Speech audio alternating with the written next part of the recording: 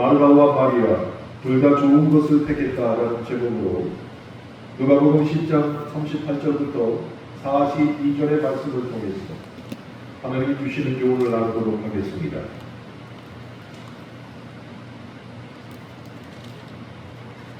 누가복음 10장 38절부터 42절까지의 말씀을 함께 읽겠습니다.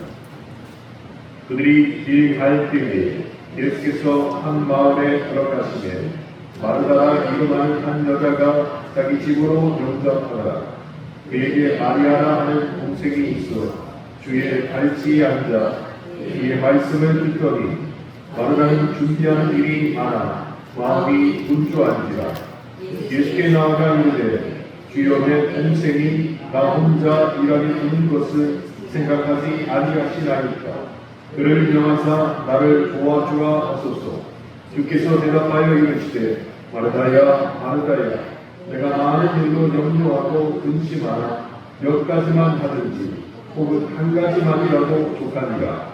마리아는 이미 좋은 편을 택하였으니 빼앗기지 아니하리라 하시니라.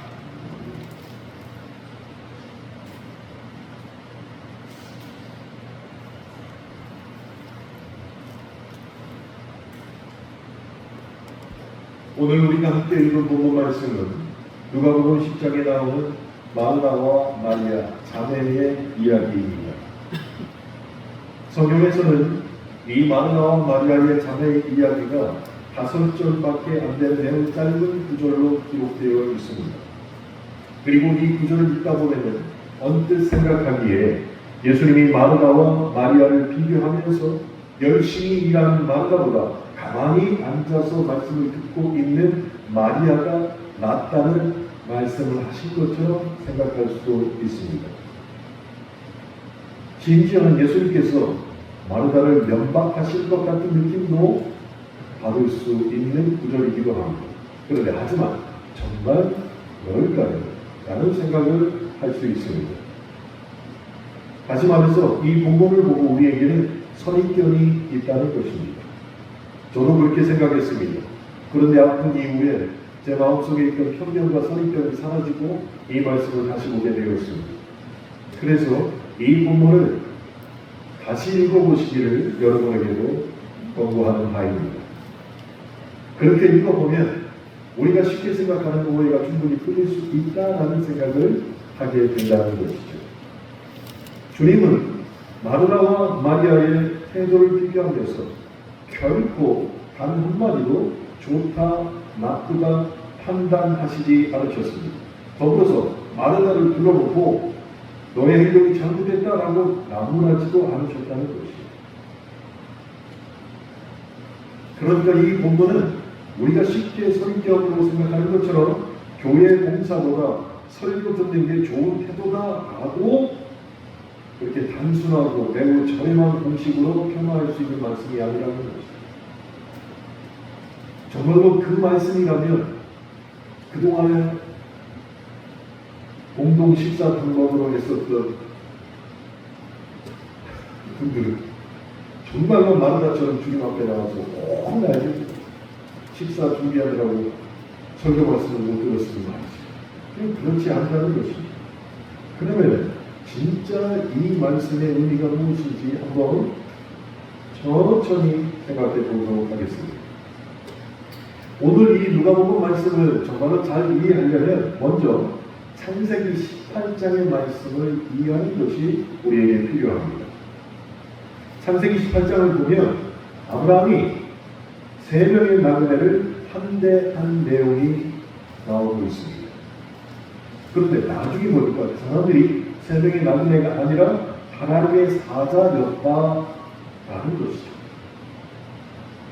고대 근동에서 사람을 환대하는 것, 이것은 단순한 예의가 아니라 신성한 의무라는 것을 보여주는 단적인 증거가 창세기 18장에 나오는 것이죠. 그런데 창세기 외에도 나그네를 환대하는 근거가 직접적으로 나오는 구절은 출애굽기 22장 21절에도 등장하고 있습니다. 출애굽기 22장 21절에 보면 너희는 이방 나그네를 압제하지 말고 학대하지 말라라고 분명하게 명령으로 말씀하셨습니다.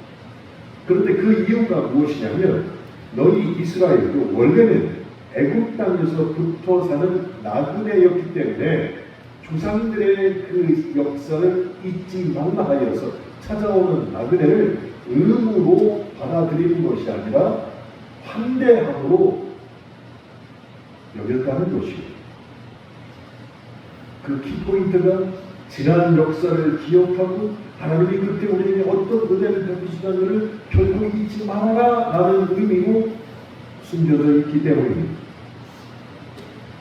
그래서 이것을 간단하게 말하면 창세기로부터 출애굽기로부터 표현된 이 표현이 바로 환대야말로 하나님의 백성의 징표라고 할 수 있다는 것이죠. 누구든 나의 영역으로 들어오면 환대를 해야 한다는 것입니다. 그런데 우리는 그러고 있을까요? 신방은 물론이고 같은 교인들이 집에 초대해 식사하는 것도 버거워하는 우리에게는 코로나를 지나면서 이것은 매우 뜨끔한 말이기도 합니다. 예수님 당시로 한번 가봅시다.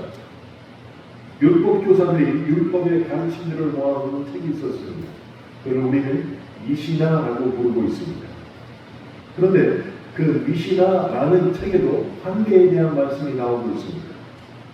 그 내용은 이렇습니다. 너희 집을 지혜자의 모임 장소가 되게 하고 그 발에 먼지 한가운데 앉아 목마름으로 그의 말을 마시라. 이것이 율법학자들이 말하는 환대의 의미였습니다. 지혜자의 모임 장소가 우리 집이 돼야 되고 그 사람이 들어오면 그 사람 발밑에 앉아서 그 사람의 말을 경청하라라는 것이 환대의 의미였습니다. 자, 다시 한번 정리합니다. 율법학자들이 말하는 환대는 첫째, 주인의 권리를 손님으로 오신 지혜자에게 넘겨주라는 것이죠. 내가 주인이지만 우리 집에 찾아온 나그네 그 사람이 지혜자라면 주인의 권리를 넘겨주라. 두 번째, 그 지혜자의 말씀을 청종하여라. 이것이 율법학자들이 말하는 환대의 의미입니다. 그러면 이 맥락으로 오늘 누가복음 10장의 말씀을 정리해서 보면 마르다와 마리아는 모두 이 환대의 가르침에 대해서 매우 충실했다는 것이죠. 마르다는 첫 번째, 마리아는 두 번째 내용에 대해서 너무나도 충실하게 행했다는 것입니다. 마르다의 원래 이름이 집주인이라는 뜻이에요. 마르다 그런 집주인. 또 오늘 집에 가셔가지고 남편이든 부인이든 물어보세요. 어이 마르다 물어보세요. 저 사람이 왜 저러냐고. 무슨 뜻이라고요? 집주인입니다. 집주인. 그러니까 예수님께서 이 마르다의 집에 찾아오셨을 때 마르다는 이름 그대로 집주인의 권리를 예수님께 아무런 조건 없이 넘겨드리고 마치 종의 모습을 주님 앞에서 취하고 있었다는 것이. 내가 집주인이지. 그 권리를 주님에게 다 드렸다는 것이. 그러니까 마르다는 그 당시에 율법이 말하고 있는 환대법을 너무너무 잘 지키고 있었다는 것이. 그래서 그 가르침을 배경으로 본문 40절 마르다의 말을 우리는 읽어볼 필요가 있습니다. 이 40절을 전후 맥락 없이 읽으면 마르다는 짜증을 내서 자기 동생을 시샘하고 타박하는 것으로 읽을 수밖에 없다는 것이 매우 짜증나는 것으로 볼 수 있습니다.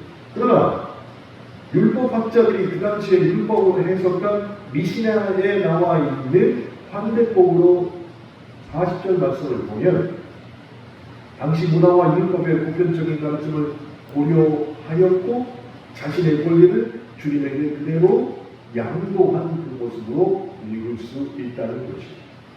그래서 40절을 제가 다시 한번 지금 말로 풀어서 읽어보겠습니다. 예수님, 당신은 참으로 지혜자니 당신이 내 집에 오셨으니 주인의 권리를 당신께 넘겨드립니다. 이제 주인이신 당신이 명하여 내 여동생도 일하도록 명령하셔도 됩니다. 마르다는 이런 의미로 주님에게 말씀했다는 것입니다. 집안의 모든 권리를, 심지어 동생의 행동까지도 명령하실 수 있도록 예수님께 그 주인의 권리를 넘겨드리는 모습으로 본문 40절을 우리가 읽어낼 수 있다는 것입니다. 그때 예수님의 반응이 어땠습니까? 마르다야, 마르다야. 2번 마르다 이름을 부르십니다. 그런데 그 부름에는 마르다를 향한 짜증 섞인 음성이 아니라 사랑과 애결함이 묻어나는 음성으로 부르셨을 것 같다는 것입니다. 그리고 이어지는 말씀도 마르다의 수고를 폄하하거나 타박하는 소리로도 읽히지 않는다는 것입니다. 41절과 42절 상반절의 말씀을 제가 읽어드리겠습니다. 주께서 대답하여 이르시되 마르다야 마르다야 내가 많은 의로 염려하고 근심하라 몇 가지만 하든지 혹은 한 가지만이라도 족하니라. 자, 이것을 또 지금 언어로 바꿔서 제가 읽어드리겠습니다. 마르다야 내가 나를 위해 이렇게 애쓰고 있구나. 하지만 그렇게 많은 것을 준비하면서 분주하게 움직이며 염려하지 않아도 나는 괜찮다 라고 말씀하신 것 같다는 것입니다. 다시 말해서 마르다에게 짜증이 섞여서 너의 행동이 잘못됐다라고 타박한 것이 아니라 마르다 그렇게 분주히 움직이는 것을 보고 오히려 주님께서는 위로의 말씀으로 마르다에게 말씀하시지 않았을까라는 생각을 할 수 있다는 것입니다. 그 다음에 이어지는 42절 하반부에 보면 이렇게 말씀하시죠. 주님께서 마리아는 이 좋은 것을 택하였으니 빼앗기지 아니하리라. 자, 방금 함께 읽은 이 구절 마리아는 이 좋은 것을 택하였으니 빼앗기지 아니하리라. 오늘 말씀의 결론이라고 해도 손색이 없는 주님의 말씀이 됩니다. 여기서 예수님이 말씀하시는 좋은 것은 우리가 오해해서는 안 된다는 것입니다. 도대체 좋은 것이 무엇이냐? 마리아가 선택한 좋은 것이 도대체 무엇이냐? 단순히 마르다의 일과 비교해서 낫다는 뜻이 결코 아니라는 것입니다. 마리아가 행한 태도는 마르다와 비교해서 더 좋은 것을 택했다 이렇게 해석해서는 안 된다는 것입니다. 그럼 뭐가 더 좋은 것일까요? 예수님께서 말씀하신 이 좋은 것은 비교 불가능한 절대선을 우리에게 말씀하고 계십니다. 비교할 수 없는 절대선을 지금 마리아가 택했다고 합니다. 그럼 절대선은 무엇입니까? 세상의 어떤 가치와도 겹칠 수 없는 그 자체로서 완전한 선한 것을 주님이 말씀하신 것입니다. 좀 더 구체적으로 목사님 뭐라고 생각해야 될까요? 이것입니다. 하나님과의 내밀한 관계가 우리에게는 좋은 것이고 절대 성이라는 것입니다. 하나님과의 내밀한 관계가. 마리아는 지금 예수님의 발치 앞에 앉아서 말씀을 듣고 있습니다. 마리아는 지금 주님과 깊은 만남을 그 발치 안에서 경험하고 있습니다. 그 관계는 1대1의 관계였습니다. 그 누구도 방해할 수 없고 그 무엇도 대신할 수 없는 주님과 나의 관계를 말하고 있는 것입니다. 마리아가 그렇게 순식간에 주님과 나의 관계, 그 둘만의 관계로 몰입하게 되었습니다. 이런 내밀한 관계가 바로 모든 신앙의 태도와 열매를 결정하는 뿌리가 된다는 것입니다.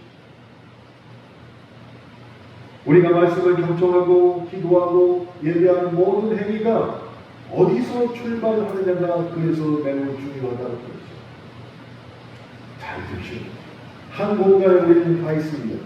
그런데 한 공간에 모여서 하나님께 예배하는 그 공동선, 좋은 것을 다 누리고 있냐는 것입니다.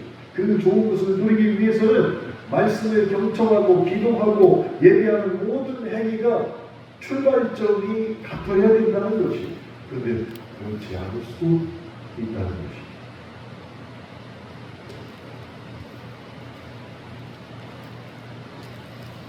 제가 철학과 나온 것을 목사 된 다음에 참 잘 나왔다라고 생각을 했어요. 철학과를 다녔으니까 철학에서 배우는 인물들을 많이 알고 있잖아요. 그 중에 샤르트르라는 분이 계십니다. 실존주의 철학가예요. 이 사람이 실존주의 철학으로서 사람에 대해서 이렇게 정의했습니다. 타인의 시선이 정의하는 삶, 이것은 절대 안 된다는 것이죠. 실존주의로 내가 있어야 되는데 타인의 시선 때문에 내가 무언가를 해야 돼요.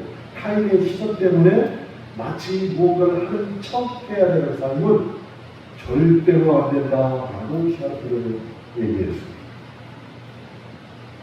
그러면서 매우 짧게 이렇게 경고하고 있습니다. 타인이 나를 어떻게 볼 것인가에 따라 내 존재와 행동을 선택하고 결정할 때 우리는 진짜 내가 누구인지 잃어버리게 된다. 내가 주체적으로 내 삶을 개척하고 나가야 되는데 타인의 시선 때문에 무언가를 결정하고 행동하게 되면 나를 잃어버리게 된다는 것이에요.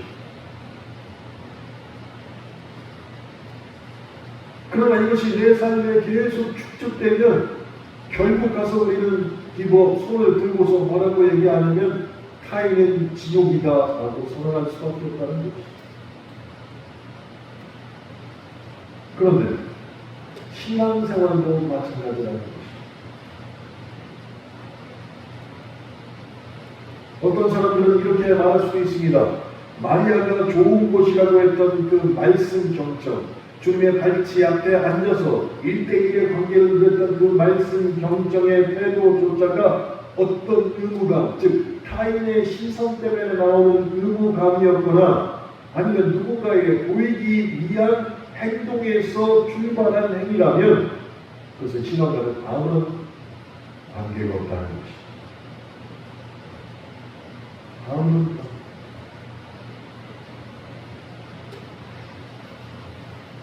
이것이 우리 신앙생활에도 들어와서 계속 축적이 된다면 결국 타인은 지옥이 되는 삶을 살 수밖에 없다는 것이죠. 그러니 신앙생활하면서 결코 우리는 그 전철을 따라가서는 안 됩니다. 다른 사람의 기대와 평가에 갇혀서 진정한 하나님이 주는 자유와 평안을 잃어버리면 일상도 믿음도 소음도 이제 빼앗기게 되는 것이죠. 그래서 사람 만나는 것이 지옥이 되어버리는 것이죠. 사람 만나는 것이. 그래서 하나님이 나를 선택하시고 내가 믿음 안에 들어와 있으면 주님과의 1대1의 관계가 제일 중요한 것이지 다른 사람의 시선에 의해서 어떤 의무감이나 결정 내릴 때 다른 사람의 시선이 계속 신경 쓰인다면 내 그야말로 기도해야 한다는 것이죠. 정말로 우리 삶의 좋은 것들은 오직 하나님과의 내밀한 관계에서만 얻을 수 있다는 것이죠. 얻을 수 있는 것이죠. 그때 비로소 우리는 타인의 시선에서 자유로워집니다. 하나님 앞에서 진정한 나를 발견하게 됩니다. 그런데 지금 마리아가 그 모습을 보여주고 있다는 것이죠.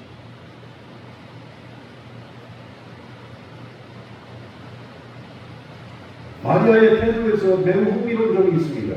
비록 5절밖에 안 되는 행동이지만 매우 흥미로운 점이 무엇이냐면 주님의 발 앞에 앉아 있어서 주님의 말씀을 들으면서 마리아는 단 한마디도 하지 않았다는 것이죠. 단 한마디도 하지 않았습니다.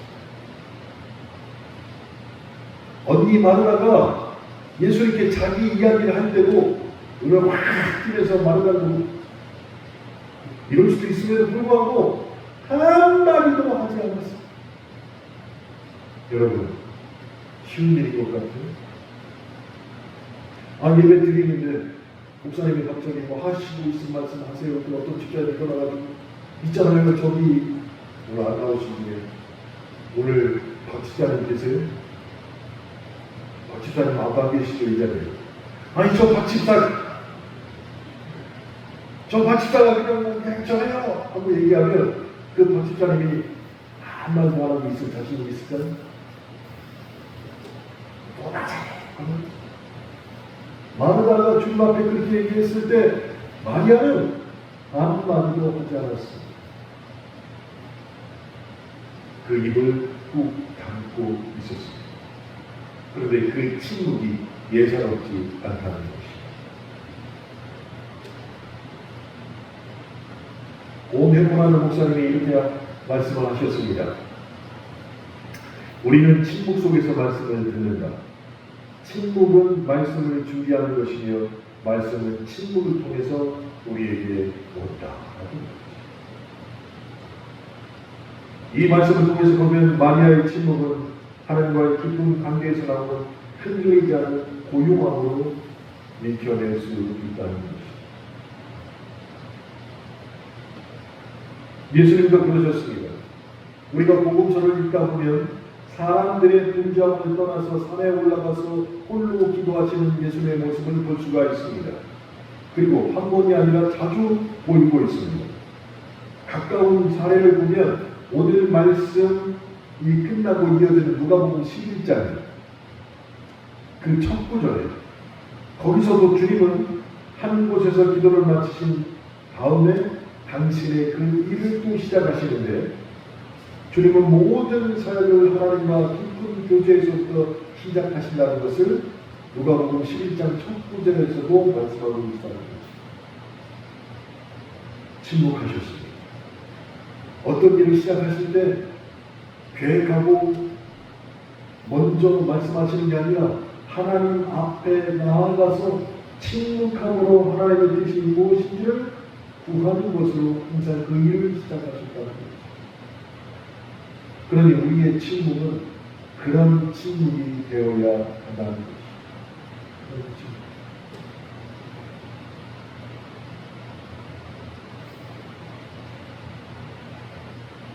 오늘 본문 말씀 마르다와 마리아는 예수님을 대할 때 두 가지 방식을 한 장소에서 보여주고 있다는 것입니다.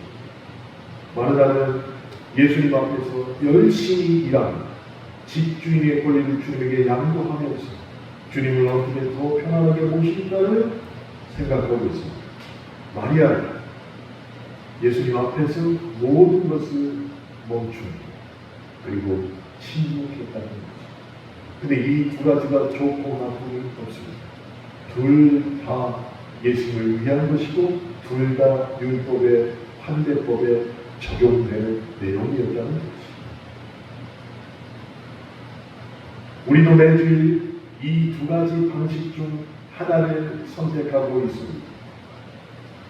주님을 위해서 열심히 봉사하며 영광을 드리겠다는 마음으로 이 장소에 오거나 우리를 위해 일하시는 주님의 은총을 간절히 기대하며 이 자리에 나오는 그 두 가지 방식을 택하여서 이 자리에 오고 있다는 것입니다.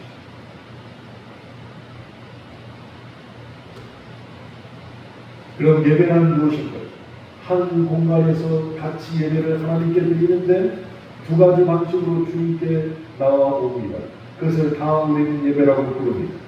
그럼 그 예배의 정의를 어떻게 내려야 되는 것일까요?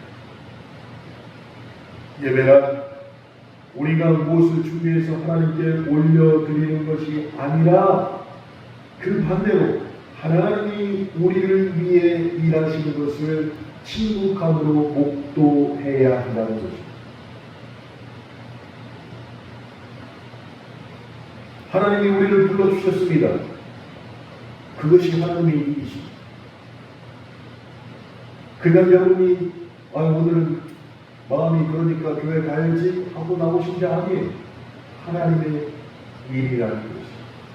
하나님이 불러주셨기 때문에 올 수 있습니다. 그렇게 온 사람들 두 가지 방식을 택하고 이 자리에 왔으나 공통적으로 그 사람들이 받는 은혜는 무엇이냐? 하나님이 주시는 새 힘을 공급받게 된다는 것입니다. 새 힘.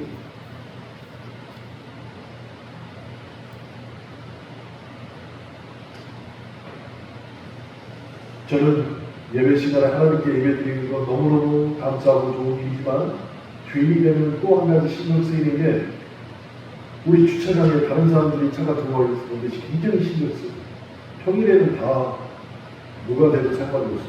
근데 주일날 차를 안 뺏기면 교인들이 차를 못 대니까 여기저기 막 늦게 오시잖아. 그래서 주일날은 제가 막 신경을 바짝 쓰고, 모르는 차가 있으면 전화해서 죄송한데 너무너무 걱정, 차를 좀 옮겨달라고 얘기를 하고. 그런데 학생들의 아이들 태우고 가서 지난 주일날 올 때까지 주차장이 텅 비어있는 예배를 들으다 보니까 생전 처음 보는 다마스 한 대가 2인용 다마스, 뒤에다 화물을 실을 수 있는 2인용 다마스 한 대가 딱하니, 내가 우리 교회들 차는 다 아는데 생전 처음 보는 차가 저기, 그것도 안 빼.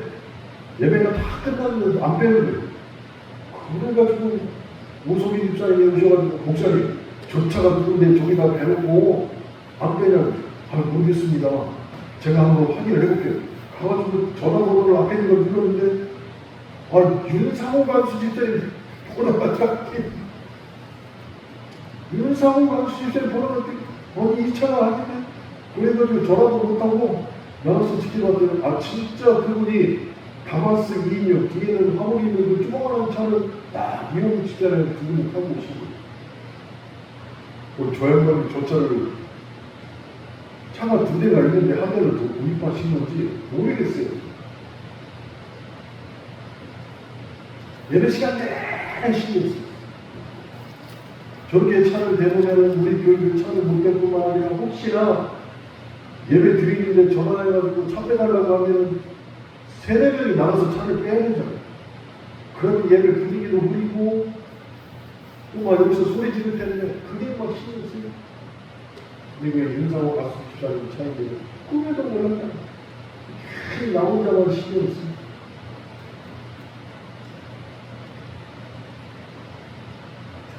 제가 왜 그런 생각을 할까? 우리가 모여서 하나님께 예배를 드릴 때 영광과 기쁨과 찬양을 하나님께 올려드리시면 하나님이 받으신다, 이 생각이 강해서. 그런데 아니라는 것이, 하나님이 우리를 이곳에 불러주시는 하나님이 일을 했기에 우리가 왔다는 생각이 먼저 있어야 된다는 것입니다. 그렇게 되면 하나님이 우리를 불러주셨기에 마르다의 방식으로 오자는 하나님 앞에 내 집중의 권위를 넘겨드리며 이곳에서 주님이 더 편안하게, 이곳에서 주의 말씀을 더 잘 전하시도록 어떤 일을 해야지 라는 생각으로 있을 수도 있고, 두 번째, 하나님 앞에서 침묵함으로 그 방 안에 앞뒤에서 하나님이 주시는 은혜를 하나도 놓치지 않고 주님과 나의 1대1의 관계로 주의 말씀을 듣고자 하는 마음으로 가진 사람도 있다는 것이. 근데 그것이 어떤 것이 낫다, 어떤 것이 좋다 말할 수 없다는 것이. 둘 다 하나님 이곳에 불러주신 일이 선행되기에 그것 자체가 감사하고 좋은 일이라는 것이. 그래서 우리는 하나님이 우리를 위해 일하신다는 것을 매번 예배 전에 느끼고 있어야 한다는 것이. 느끼고 있어야 합니다.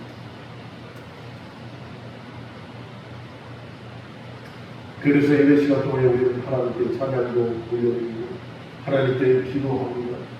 왜 그런 하나님의 일을 나에게는 행하셨기, 내가 이곳에 올 수 있었습니다 라고 그것이 너무 기쁘고 감사해서 하나님께 찬양하고 하나님께 기도하는 것입니다. 그런 은혜가 예배 시간에 우리에게 있어야 되는데 그 마음이다. 마르다의 마음이고 마리아의 마음이 된다는, 제일 중요한 건 뭐라고요? 하나님이 일하시는 그 일이 가능해진다는 것입니다. 오늘 저는 아들하고 차를 타고 가다가 문자를 하나 받았습니다. 고등학교 1학년 때 제 친구가 아들 이름이 전경적인데 경적이 장가 보내가지고 저희한테 문자로 8월 30일 토요일날 오전 10시 30분에 천안에서 장가 보내, 그 문자를 보자마자 제가 한번 울었어요. 아들이 옆에 타고 있어. 정말 많이 울었어요.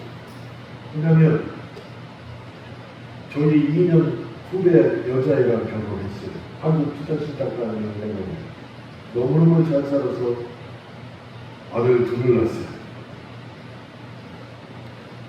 그리고 둘 다 음악을 시킬 정도로 애들이 뛰어난 재능을 갖고 있어요. 부인이 도망가. 그래서 큰아들이 5살, 둘째 아들이 3살 때였고, 전정훈이라는 그 친구가 지금까지 아들 둘을 키우고, 결혼도 안 하고 지금까지 아들 둘을 키웠어. 근데 큰아들이 저희 운동하고 온갖 정도를 했는데, 그 큰아들이 장가간다는 거예요. 그래서 제가 운전하면서 전화를 걸었습니다. 정말 잘생겼고, 대전고등학교 이 브라스 밴드 악보장이었고, 진짜 잘생겼고, 너무 고생을 해가지고, 머리는 칵칵 빠지고, 뚱뚱한 아저씨가 되어있어. 야, 내가 우리 모임에 한 번도 못 갔지만, 네 아들 결혼식에는 내가 꼭 간다. 그랬더니 얘도 목소리가 막 떨리면서 내가 해준 건 하나도 없다. 지네들이 벌어가지고 갔는데 아비로서 해주는 게 하나도 없다. 근데 제가 야, 네가 키워줬으니 결혼을 하는 거지. 네가 포기하지 않고 애들을 키웠으니 결혼하는 거지. 그래서 둘이 그냥 꺼이 아들이 옆에 있는데 둘이 전화통화하면서 꺼이 물었던 거지. 만약에 그 아버지가 그 아이들 5살, 3살 된 아이를 키우지 않고 아유 나도 이제 뭘 하고 다른 길을 선택했으면 그 아이들이 지금 어디 가겠어. 근데 그걸 키웠다니.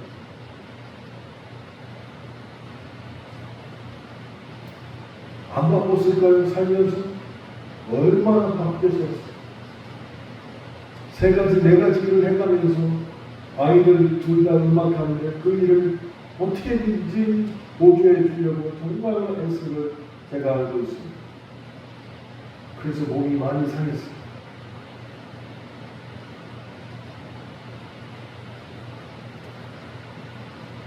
자, 우리는 나의 바쁨을 자랑하는 경우가 참 많이 있습니다. 근데 하나님 앞에서도 내가 바쁘다는 것을 말할 때가 많이 있어요. 그런데 그것도 하나님의 일을 하면서 하나님 때문에 나 지금 너무 바빠요 라고 기도하거나 얘기할 때가 있다는 거죠. 그러면서 이렇게 얘기합니다.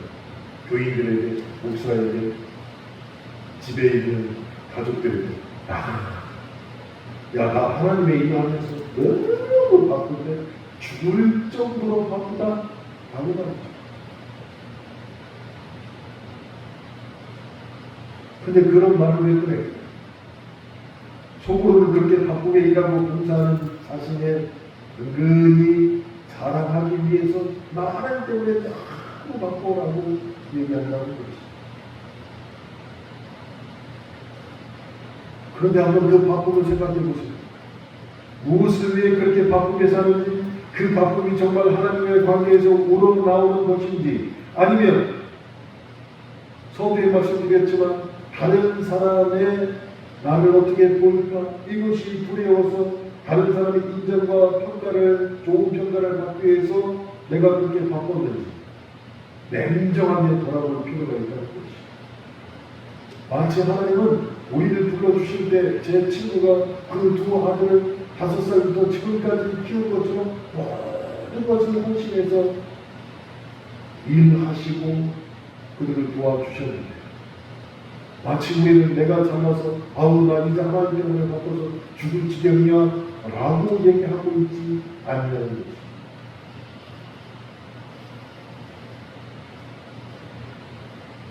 그래서 오늘 본문인 누가복음 10장 38절부터 42절은 거기에 나오는 마르다와 마리아의 이 자매의 이야기는 할 일이 너무 많고 바쁘게 사는 사람들, 바쁠 수밖에 없는 사람들, 그래서 한 가지 일에 집중할 수 없는 사람들, 그러다가 결국 탈진한 사람들, 그래서 갈급한 목마름으로 교회를 찾는 모든 이들에게 매우 중요한 의미 있는 메시지가 된다는 것이죠. 도대체 너 왜 바쁘냐는 거지. 너는 진짜 나를 위해서 바쁘냐? 라고 물어보시는 말씀이에요. 그래서 마르다와 마리아처럼 오직 주님만을 생각하여서 내 권리를 주님께 드리고 주님 앞에서 침묵함으로 주의 말씀을 듣고자 하기 위해서 한 발 멈춰 서는 것. 정말 주님 위해서 바쁘다고 얘기는 하고 있지만 그 바쁨이 진짜 주님을 위한 것인지 잘 모르고 사는 우리들에게 주님 앞에 우리가 한 발 멈춰 서고, 그래서 우리가 살아가는 이유가 무엇인지 다시 한번 되돌아보게 하는 것, 이런 교훈을 우리에게 줄 수 있다는 것입니다. 그렇게 마리아가 보여주는 침묵과 경청은 우리에게 분주한 삶을 돌아보게 하고, 마누라가 보여준 집주에게 권리를 주님께 양도하는 것은 주님만을 위해서 바쁜 일이 무엇인지를 그 정의를 우리에게 주고 있다는 것입니다. 제가 보면 42절의 말씀을 다시 읽어드리겠습니다. 몇 가지만 하든지 혹은 한 가지 말이라도 족하리라. 마리아는 이 좋은 편을 택하였으니 빼앗기지 아니하리라 하십니다. 이 42절은 두 문장이 이어지는 말씀을 드립니다. 제가 앞문장을 다시 풀어서 여러분에게 말씀드리면, 진실로 필요한 일, 가장 중요한 일은 많지 않거나 하나뿐이다 하는 의미로 말할 수 있습니다. 진실로 필요한, 가장 중요한 일은 결코 많지 않고 오직 하나뿐이다. 그것이 주님과 나의 1대1의 관계가 되어야 한다는 것입니다. 우리가 믿음 생활하면서도 허탄하고 허망한 것들에 매여서 그것이 마치 징이 그냥 붙들고 사는 사람들도 있습니다. 그런 사람들은 여전히 신화 속에 사는 사람들이에요. 그 신화 속에 사는 사람들의 특징이 무엇이냐면 타인의 시선과 평가에 얽매여 산다는 것입니다. 아유, 저 집사람이 나보고 어떡할까? 그러니까 예배 시간에 꼭 허탕에 허리를 펴고 졸지 않은 곳에 가만히 있어야지. 분명히 그 모습과 태도는 좋은데 그 마음속에 다른 사람이 예배 시간에 나를 어떻게 볼까 하는 마음으로 있다면 정말로 중요한 것을 놓치고 있다는 것이죠. 정말로 중요한 것. 원로 목사님은 많이 경험하시겠지만 저도 9월달에 미국에서 피터라는 친구가 우리 학교에 오게 됩니다. 그래서 피영민 총장님을 만나고 저도 배석을 해서 우리 학교하고 버지니아 주립대하고 할 수 있는 교환학생회를 체결하기 위해서 피터라는 그 친구가 미국에서 나오는데, 그래서 유성에 있는 호텔도 오늘 잡아줬고 이런저런 얘기를 해야 됩니다. 그런데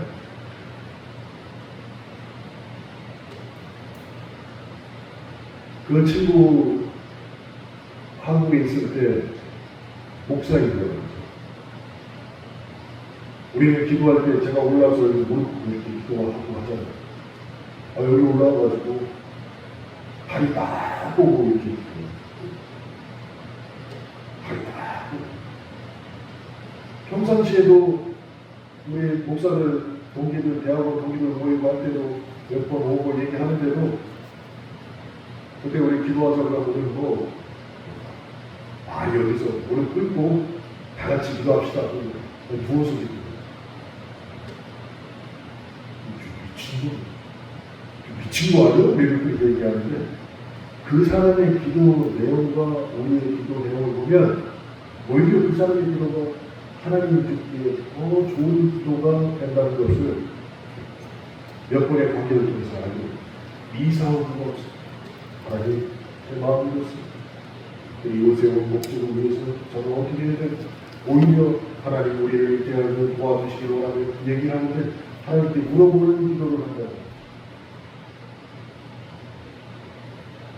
그게 대부분의 우리나라 목사님들은 공예배 시간에, 원래 시간에, 무슨 대표 시간에 기도하라고 하면 그냥 우리나라의 처음부터 끝까지 정치권에서부터 저 밑바닥까지 훑어서 내려오라고 10분 이상까지.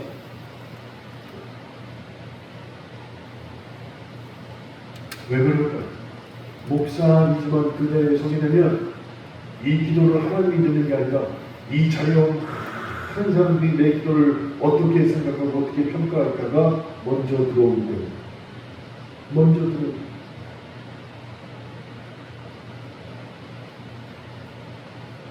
제가 아프고 난 다음에 모르겠습니다. 저만 느끼는 것인지도 모르겠는데 주일 예배 시간에 제가 제일 먼저 기도하잖아요. 근데 기도가 저는 바뀌었다고 생각해요.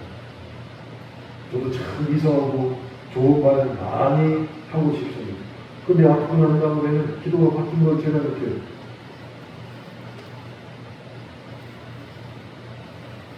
그리고 나서 대들 기도하시는 분들 기도 들어보면 이분들도 기도가 점점 바뀌고 있다는 것을 제가 느끼고 있습니다. 제가 점점 느끼고 있습니다. 자기도 목사님이 그런 얘기를 하셨어요. 대들 기도를 시켰더니 이 교회 가도 저 교회 가도 대들 기도를 장로를 시키면 처음부터 10교회가 똑같다는 거죠. 교회는 다 다른데 기도 내용은 똑같다는 거죠. 그 이게 어떻게 된 거예요? 그랬더니 한 목사님도 아이고 서점에 가면 대들 기도 잘하는 방법이라고 책이 있다는 거예요. 장로님들이 그거 갖다 놓고 기도하는. 그래서 자기 교회에서 대표 기도하는 사람들은 절대로 서서 하지 말고 하이가 똑바로 하라고.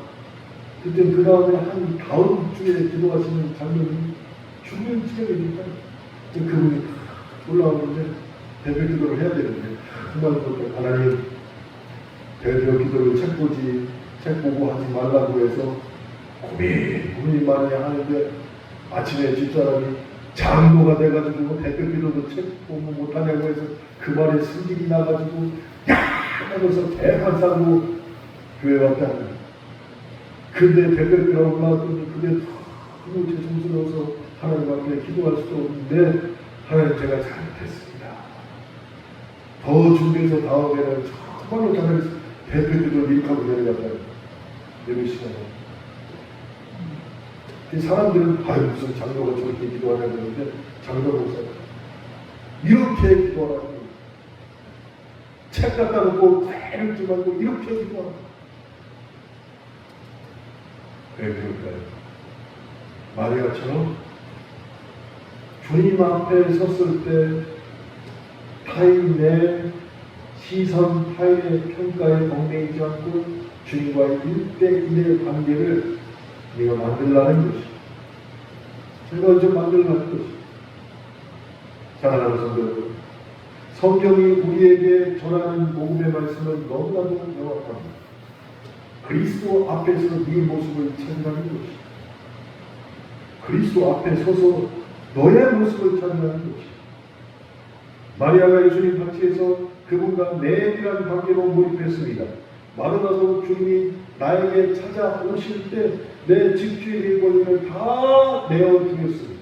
남김없이 다 내어드렸습니다. 그렇게 주님 앞에서 내 모습을 찾으라는 것입니다. 그 관계야말로 모든 염려를 압도할 수 있고 하나님이 주시는 은혜로 말미암아 새 힘을 공급받을 수 있기 때문에 다른 사람이 아니라 내가 주님 앞에서 그 모습으로 서로 있어야 한다는 것입니다. 이런 일이 바로 우리를 불러 위로하시고 힘을 주시며 쉼을 주시는 예배에서 일어나는 일이 되어야 한다는 것입니다.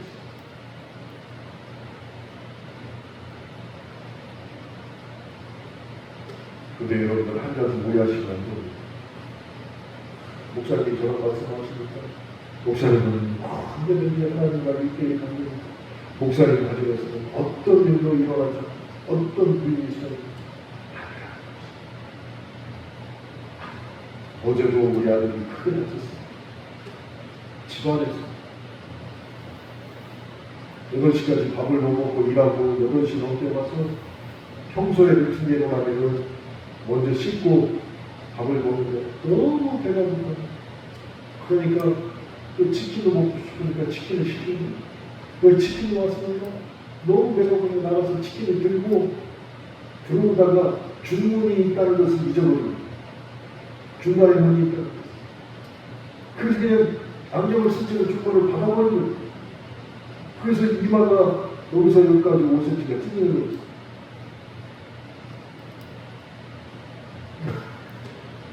그 아이를 데리고 중이동에 있는 정형외과에 갔더니 요즘 정형외과에서 꾸며지를 않는 거예요. 의료법상. 드레싱만 해주는 거예요.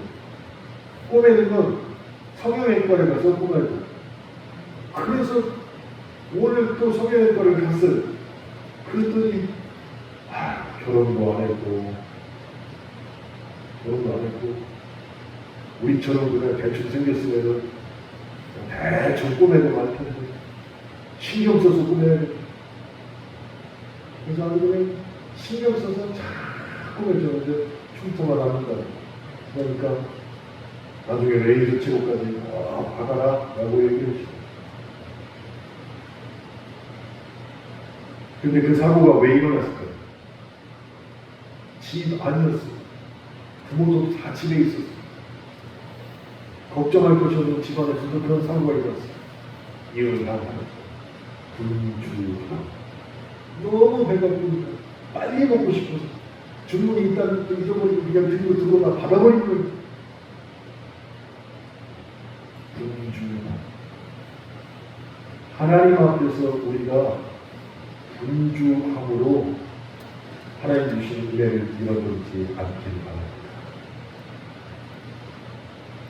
내 삶의 원동력이 무엇인가?